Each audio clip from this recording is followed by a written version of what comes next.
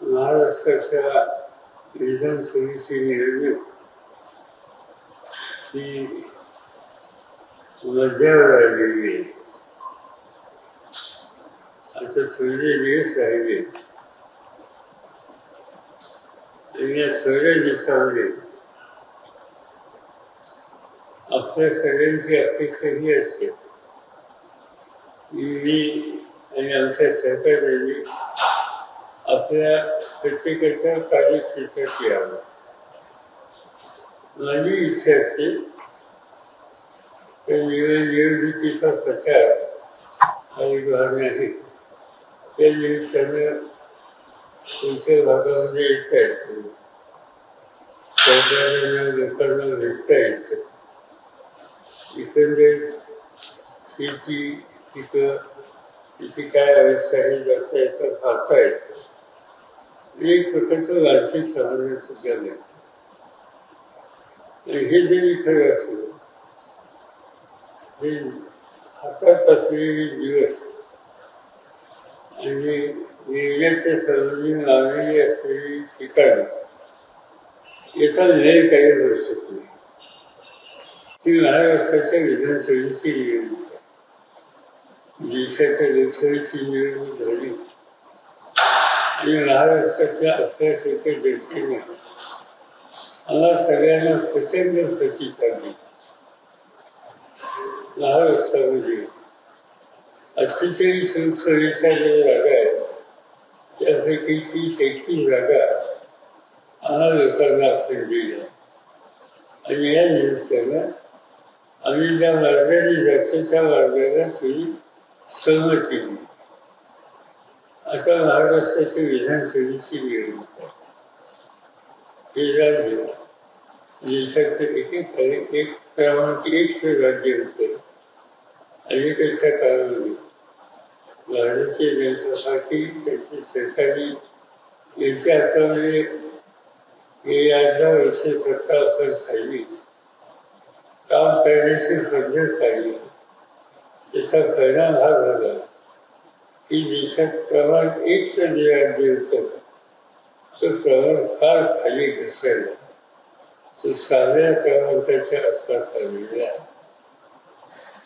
ही महाराष्ट्राला आपल्या सगळ्यांना अजिबात घुसरावं नाही, पण हे घडलं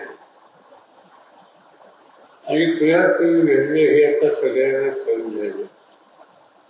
आता आपल्याकडे आव्हान हे आहे की पुन्हा एकदा आपण महाराष्ट्राला पूर्ण स्थितीवर म्हणजे क्रमांक 1 वर आणायचं आणि हे जर आपल्याला करायचं असेल तर सत्तेमध्ये परिवर्तन केल्याशिवाय पर्याय नाही.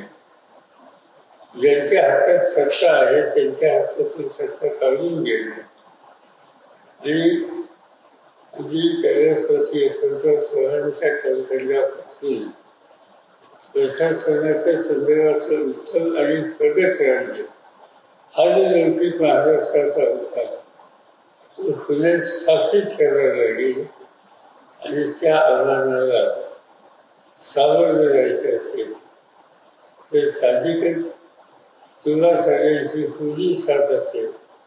तुम्ही सगळ्यांनी लोकसभेला जशी साथ दिली तशी साथ या उद्या होणाऱ्या विधानसभेच्या निवडणुकीत सुद्धा दिली पाहिजे. शेती, उद्योग, अन्य व्यवसाय या सगळ्या क्षेत्रामध्ये नवी पिढी कशी अधिक सहभागी होईल आणि कसं उत्तम प्रकारे काम करेल याच्यावर आपल्याला अधिक लक्ष केंद्रित करावं लागेल. आज प्रादेशिक एकतेचं निर्माण करणं आणि प्रादेशिक असमतोल हा दूर करणं ही जबाबदारी आपण सगळ्यांनी घेण्याची आवश्यकता आहे. आणि माझी खात्री आहे की तेव्हा सगळ्यांची साथ आज विकास आघाडी जे संघटन आणि लोकांना वेगवेगळी राजासाठी केलं त्या आधारे तेव्हा सगळ्यांची साथ ही जर मिळाली तर हे राज्य पुन्हा एकदा आपण पूर्वसूची आणून यशस्वी होऊ आणि आपल्या आयुष्यामध्ये राज्यासाठी काही करण्याची जी संकल्पना आहे त्याच्यात आपण यशस्वी आणि याच कामाला मी तुला सगळ्यांना शुभेच्छा देऊ इच्छितो. आपल्याला हे सांगू इच्छितो की या विधानसभा मतदारसंघामध्ये उत्तम उमेदवार समाजाची बांधणीची चर्चा आहे. तुला सगळ्याचे सगळे तुमच्या विकासासाठी लक्ष केंद्रित करण्याची त्यांची तयारी आहे आणि अशा उर्जा सदस्याला प्रतिनिधी उत्तम सदस्य बनण्याची संधी आपण देऊ. त्याच्या मार्फत तुला सगळ्यांची सेवा होईल याची काळजी करायला तुला सगळ्यांची साथ मिळेल अशी मी अपेक्षा व्यक्त करतो. या निवडणुकीमध्ये आपल्या सगळ्यांच्या मदतीने परिवर्तन येईल अशी अपेक्षा करतो आणि आपल्या सगळ्यांची मदत देतो. जय हिंद, जय भारत.